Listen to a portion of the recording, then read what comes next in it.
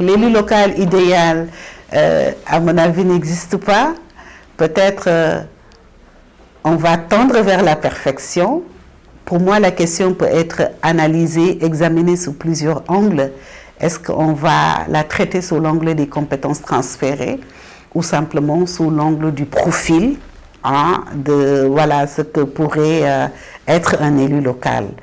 Alors, sous l'angle des compétences transférées, je pense qu'on pourra avoir dans ce cas, au vu des compétences qui sont transférées aux collectivités territoriales, on va avoir à la fois un élu urbaniste, planificateur, aménagiste, spécialiste de l'éducation, spécialiste de la culture, environnementaliste, spécialiste de la santé. La santé, voilà, les compétences qui sont transférées en matière de santé du domaine ou des domaines. Je pense que ce qui serait plus simple sous l'angle du profil, c'est de dire, lorsqu'on regarde la liste des compétences qui sont transférées, on se rend compte que le premier constat, c'est de dire l'élu local qui doit exercer ces compétences-là doit être d'abord et avant tout un manager. Parce qu'il faut savoir manager tout cela, parce qu'on ne va pas dire que l'élu local va essayer d'être spécialiste dans ceci, dans ceci, dans cela, mais c'est de dire domaine par domaine comment l'élu doit s'entourer de compétences nécessaires pour pouvoir un peu, avec l'appui de l'équipe, parce que c'est d'abord l'équipe qui est là, c'est la gestion collégiale. L'élu doit mettre à profit, à contribution son équipe pour pouvoir faire face à ces compétences-là. Donc, il doit être un bon manager. Il doit être aussi un bon entrepreneur. On ne lui demande pas de construire des murs, de poser des briques, etc. Mais par rapport à la manière dont les projets s'exécutent, se déroulent au niveau de sa localité, il doit avoir une vue très claire de ce qui se passe. Il doit avoir des idées, avoir cet esprit d'initiative-là qui lui permet, face à la modicité des budgets, parce que vous savez que le paradoxe que nous avons dans la décentralisation, c'est de dire qu'on a des demandes sociales toujours croissantes, grandissantes, et à côté de se rendre compte que quand même, il y a des budgets qui sont très très modestes. Alors face à la modicité de ces budgets-là, comment répondre à la demande sociale? Alors, il faut beaucoup d'ingénierie, il faut beaucoup d'esprit d'initiative, il faut beaucoup de tact, beaucoup de souplesse pour aller vers les partenaires et essayer un peu d'examiner tous ces nouveaux modes de contractualisation qui existent et qui permettent à la collectivité territoriale de pouvoir disposer d'une plateforme infrastructurelle assez large avec son budget très très très limité.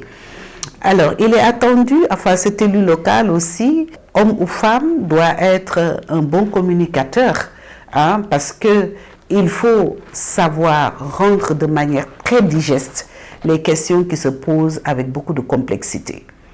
Et je pense qu'aujourd'hui, on doit dépasser le fait de considérer la décentralisation comme un sujet uniquement d'experts.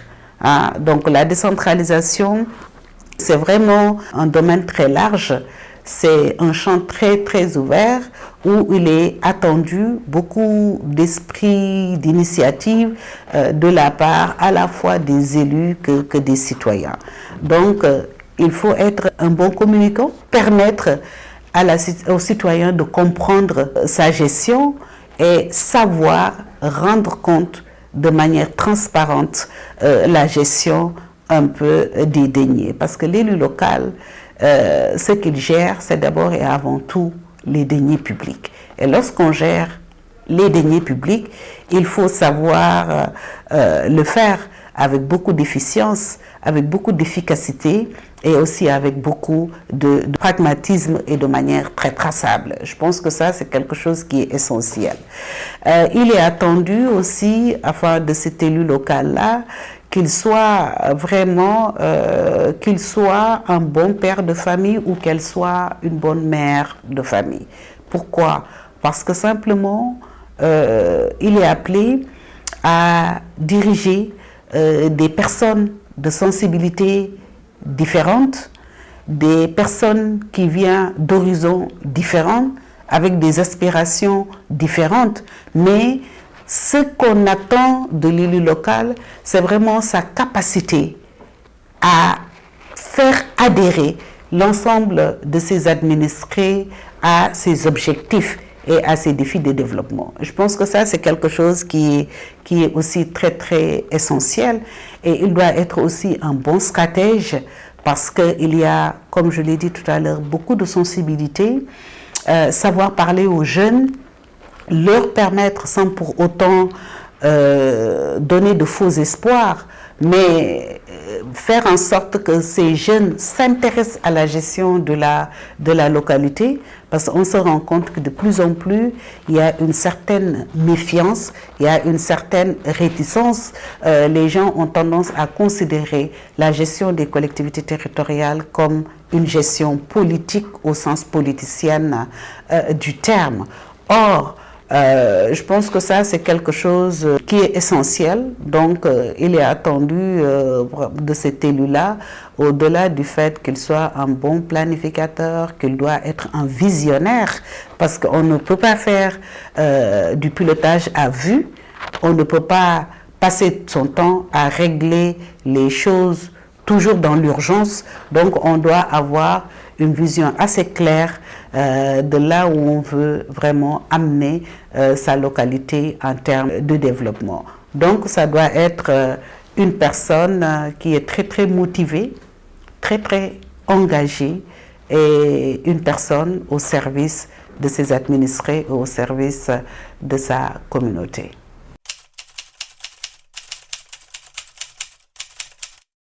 Lorsqu'on parle du citoyen, c'est très souvent sous l'angle de droit. Donc, il est important de savoir qu'à côté des droits, quand même, il y a des obligations. Je pense que déjà, si on est un citoyen très, je dirais, entre guillemets, politique, on est difficilement objectif par rapport à l'appréciation de beaucoup d'événements qui se passent au niveau des territoires. Alors ce citoyen-là, d'abord et avant tout, doit s'acquitter de ses obligations fiscales. Pour être un bon citoyen, il faut payer ses impôts et ses taxes.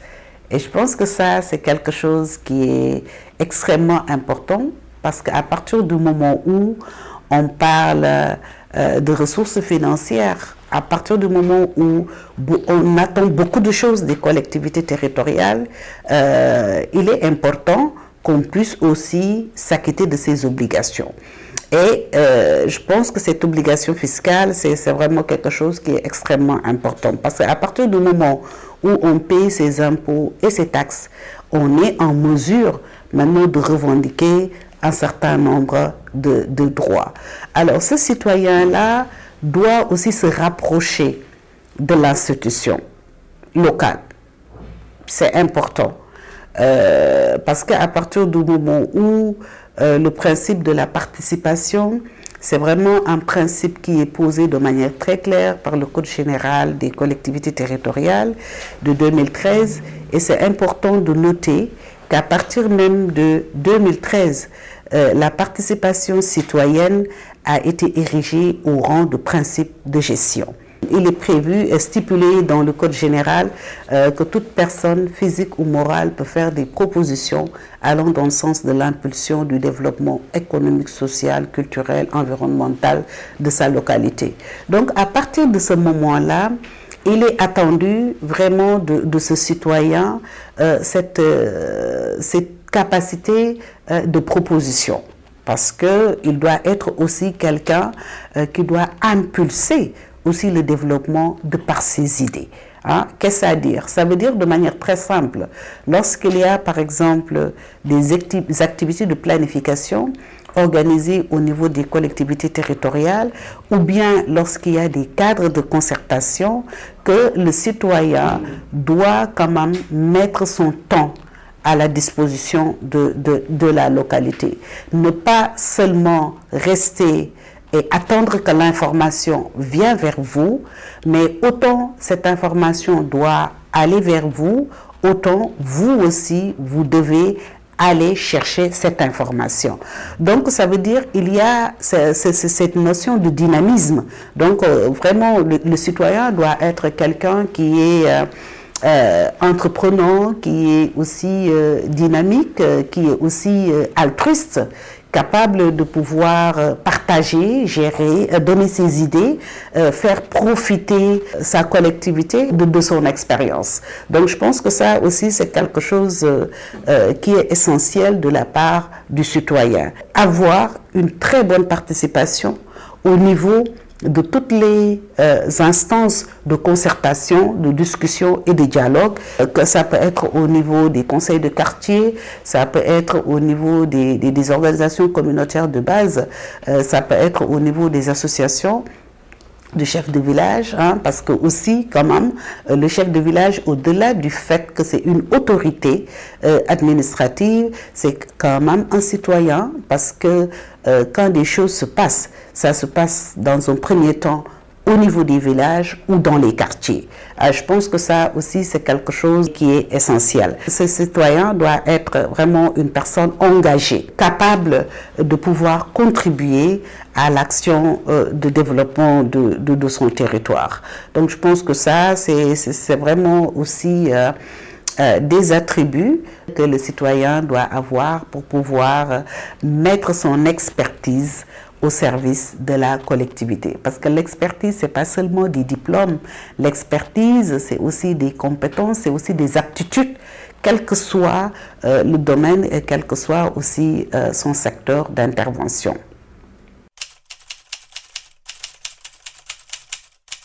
C'est vraiment conforter cet appel à la sérénité et se dire que quand même les échéances électorales qui vont venir, c'est un rendez-vous parmi tant d'autres. Il y aura d'autres rendez-vous.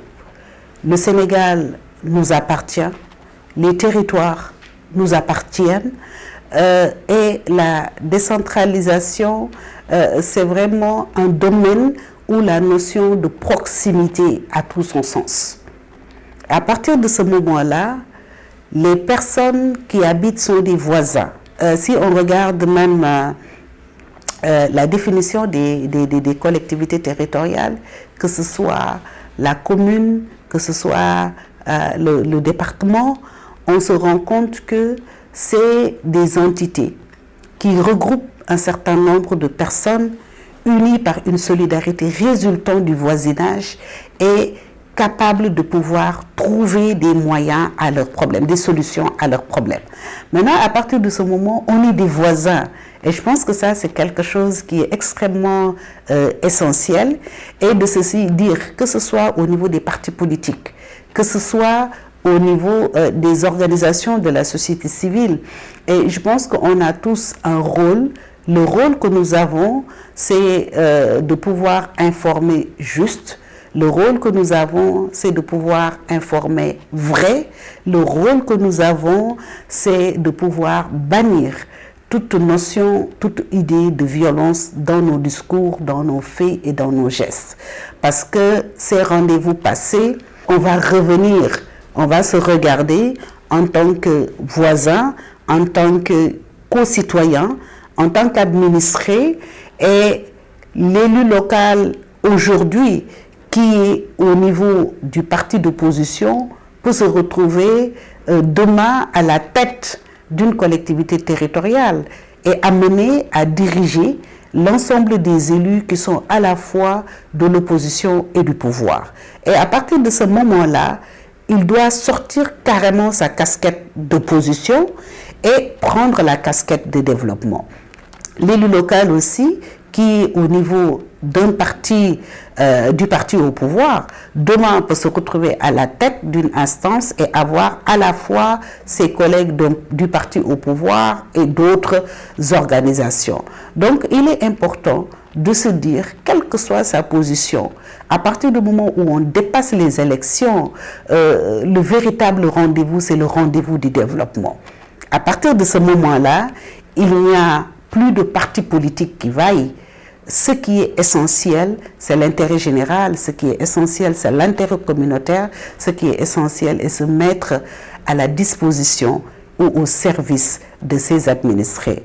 Le roi Hassan II disait dans un de ses discours que de tous les mandats, que le mandat de l'élu local est le mandat le plus noble, parce que simplement cette position vous permet de vous mettre au service de Dieu, vous permet de vous mettre au service des citoyens, et c'est un moment et c'est une position privilégiée pour pouvoir apaiser les douleurs et les souffrances des citoyens. Enfin, ce que je recommande aussi, que ce soit du côté de l'État, que ce soit du côté de la société civile, enfin des organisations de la société civile, c'est d'éviter tous ces discours démagogiques, de pouvoir parler programme, de pouvoir parler d'objectifs et de pouvoir proposer et mettre sur la table des projets qui permettent à la fois de prendre en charge les préoccupations des administrés et à la fois de pouvoir créer des emplois, de stopper, pour nous permettre de stopper cette vague d'immigration, de donner à tous ces jeunes qui sont là, de tout donner à tous ces citoyens sénégalais, hommes et femmes, de se dire qu'il y a une chance au niveau du Sénégal, que le pays nous appartient à nous tous. Les générations passées nous ont légué un pays formidable et nous avons ce devoir de pouvoir préserver ce pays-là afin de pouvoir le transmettre de manière très honorable aux générations futures.